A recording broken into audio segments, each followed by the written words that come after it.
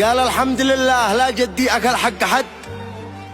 ولا تسجل بجنب الشلة الطايلة، وأبي له الحمد ربنا وما مد يد بالرغم كانت ظروفه طالعة نازلة، وأنا أحمده حمد لا يحصى ولا له عدد، عايش بجوده ودعوة روحي الفاضلة، جالس أحاول أكل للناس كامل سند لكن معي ناس بيجولي وهي قافلة،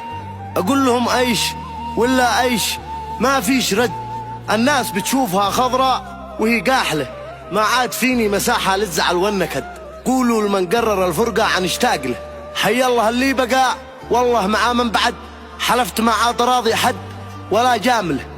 دنيا بتاخذ عطايا الناس من دون رد، نمشي وراها ونعشقها وهي زايلة،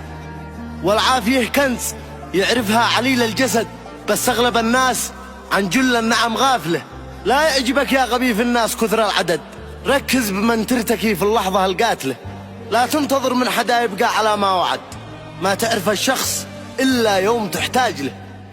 الله لا عرفك معنى نفاذ المدد، والفزعة اللي تجي من ناس متخاذله، أخرج من الصعب والشدة وقلبي